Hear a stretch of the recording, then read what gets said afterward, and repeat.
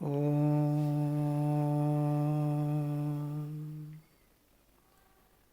एक उपनिषद का बहुत ही अद्भुत मंत्र है। तो उसमें 4 कैटेगरी बताई गई हैं। 4 कैटेगरी कौन सी हैं? एक तो बहुत अधम, बहुत ही घटिया है कैटेगरी, और दूसरी कैटेगरी उससे थोड़ा ऊपर है, तीसरी कैटेगरी और ऊपर है, थोड़ा बढ़िया होना शुरू हो गई, और फिर एकदम टॉपो टॉप कैटेगरी है। तो इस श्रुति को, इस मंत्र को समझने के लिए सबसे पहले हमको भगवत गीता पे चलना पड़ेगा कि भगवत गीता में भगवान ने एक रहस्य बताया है। अगर उसको हम समझ लें तो ये श्रुति हमको ऐसी गजब की समझ में आएगी कि मज़ा आ जाएगा। तो आओ चलते हैं भगवत गीता में। भगवत गीता में कहा है कि इंद्रियों से श्रेष्ठ है मन। मंत्र इस प्रकार से है, इंद्रियाणि पराण आहुरि इंद्रियेभ्यः परम मनः। इंद्रियों से श्रेष्ठ है मन। मन सस्तु परा बुद्धि, मन से बहुत श्रेष्ठ चीज है बुद्धि।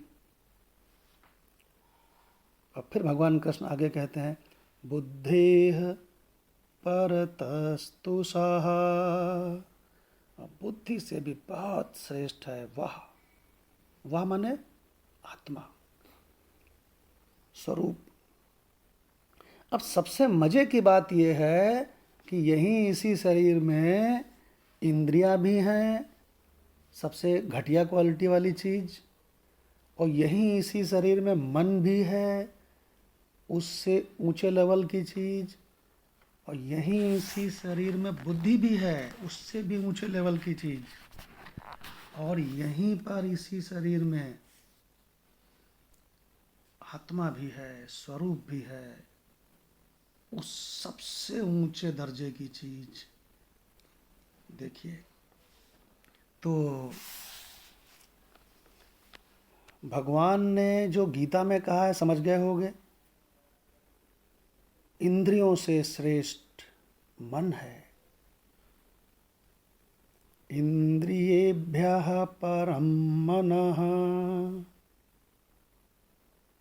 और मन से भी श्रेष्ठ क्या है? मनसस्तु परा बुद्धि। मन से भी श्रेष्ठ है बुद्धि। और फिर आगे, बुद्धेह परतस्तु सः। बुद्धि से भी श्रेष्ठ है सामान्य वह आत्म तत्व जो सबका प्रकाशक है। जीव जगत ईश्वर सबका प्रकाशक है। इतना रहस्य तो हमने भगवत गीता से, भगवान से समझ लिया। अब जरा लौट आओ उपनिषद के इस मंत्र पे। ये मंत्र कहता है कि सबसे घटिया लोग वो जो इंद्रियों से पूजा कर रहे हैं। इंद्रियों से पूजा माने पैर से पूजा। पैर से पूजा माने क्या होता है? पैर चला जा रहा है मंदिर। हाथ से पूजा कर रहे हैं, हाथ चंदन घिस रहा है, हाथ तिलक लगा रहा है, हाथ घंटी बजा रहा है। ये जो रसना है, जीभ, ये बोल रही है, गा रही है, आरती गा रही है। इंद्रियों से पूजा करने वाले, इंद्रियां तो जानते ही हो, 5 कर्म इंद्रियां, 5 ज्ञान इंद्रियां, है ना। इनसे पूजा करने वाले, तो ये उपनिषद का मंत्र कहता है ये सबसे नीचे क्वालिटी के लोग हैं, नीचे दर्जे के लोग। और इनसे भी ऊंचे दर्जे के लोग कौन हैं? याद करो भगवान का मंत्र। भगवान ने क्या कहा? इंद्रियों से श्रेष्ठ है मन। इंद्रियेभ्यः परम मनः, कहा ना भगवान ने। तो इनसे भी श्रेष्ठ कौन है? जो मन से साधना कर रहे हैं।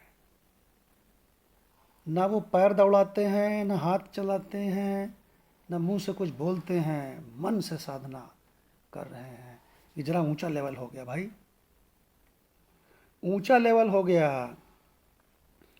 जैसे फॉर एग्जाम्पल मंत्र का जाप तो कर रहे हैं, लेकिन बाहर कोई आवाज नहीं आ रही है, भीतर ही भीतर ओम नमो भगवते वासुदेवाय, बाहर आवाज नहीं आ रही है, ये जीभ नहीं बोल रही है, भीतर भीतर मन, मन की साधना, मन रूपी साधना।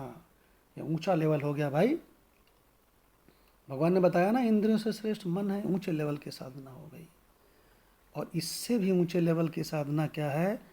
बुद्धि के लेवल पे साधना। बुद्धि के लेवल पे साधना भगवान ने क्या कहा है? मनसस्तु परा बुद्धि, मन से श्रेष्ठ है बुद्धि। अरे मन से बुद्धि बहुत श्रेष्ठ है। अगर तुम मन से कहीं फंस जाओगे, किसी वैश्या के चक्कर में, किसी औरत के चक्कर में, पाप दुराचार में, तो बुद्धि निकाल के ला सकती है। कहाँ गंदगी में चले गए, बुद्धि ला सकती है निकाल के। इसलिए मन से श्रेष्ठ है बुद्धि। तो ये उपनिषद मंत्र क्या कह रहा है कि बुद्धि के लेवल पे जो साधना करते हैं वो तो मन वाले को भी क्रॉस कर गए भाई, और ऊंचा लेवल हो गया। अब ये क्या है भाई? मन के, ये बुद्धि के लेवल की साधना क्या है भाई? तो कहते हैं वेदों का सत्संग करते हैं। यहाँ बुद्धि का सारा रोल है, और ऊंचा लेवल हो गया। और भगवान ने गीता में क्या कहा है?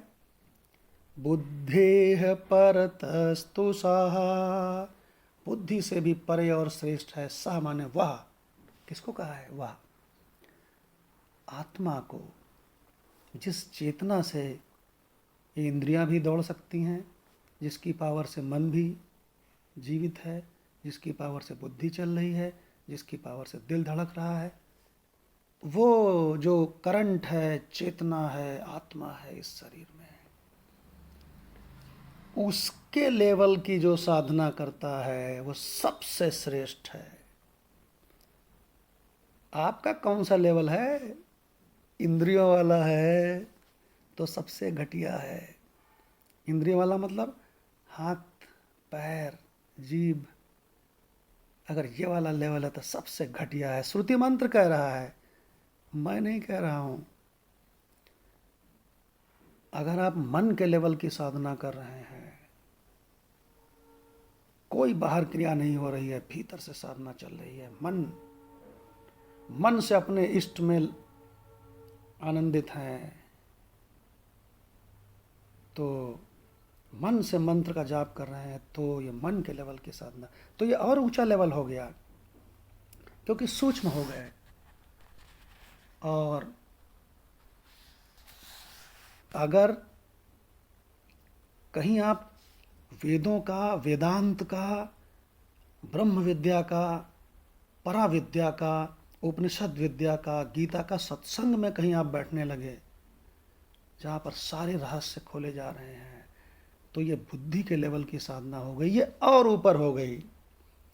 और अगर आप आत्मस्वरूप, आत्मा को इशारा पा गए, पहचान गए, और अपने आप को ये समझ गए कि मैं ही आत्म तत्व हूँ, मैं ही आत्मस्वरूप हूँ, तो आप सहज हो गए। ये सबसे टॉप क्लास स्थिति हो गई आपकी, जिसमें रमण महर्षि रहते थे, जिसमें पद्म पत्र पे ब्रह्मा जी रहते हैं आंख बंद करके, जिसमें भगवान विष्णु रहते हैं क्षीर सागर में आत्म तत्व में स्थित, जिसमें महेश्वर भगवान शंकर रहते हैं कैलाश पर्वत पर, जिसमें विवेकानंद जी रहते थे अपने गांव में, जिसमें हम रह सकते हैं अपने घर में सदैव हमेशा आत्म तत्व में। अब इस उपनिषद का रहस्य समझो। अब हम उपनिषद मंत्र फिर रिपीट करने जा रहे हैं। सबसे टॉप क्लास स्थिति किसकी है? उत्तमा सहज अवस्था। सहज अवस्था मतलब जो हम हैं, आत्म स्वरूप में रहना। उत्तमा सहजावस्था। और नीचे उतर जाओ। मध्यमा शास्त्र चिंतनम। कहीं वेद का सत्संग मिल जाए, उपनिषद का सत्संग मिल जाए, वेदांत मिल जाए तो बुद्धि से उसको सुनो। तीसरी लाइन है कनिष्ठा मंत्र जापस्य। मन के लेवल की साधना। और नीचे उतरिया है तीर्थ यात्रा। जब पैर पैर दौड़ रहे हैं, हाथ कर रहे हैं, घंटी बज रही है, चंदन घिस रहे हो, फूल तोड़ के फूल चढ़ा, हाथ पैर मुख आरती गा रहे हो, ये इंद्रियों वाली हो गई, सबसे नीचे वाली। तीर्थ यात्रा मतलब इंद्रियों वाला अधमा अधमा। चारों लेवल बता दिए ना। हम तुमसे थोड़ी पूछ रहे हैं तुम कौन से लेवल के हो, हमने तो उपनिषदों का रहस्य बता दिया है। ओम शांति शांति शांति।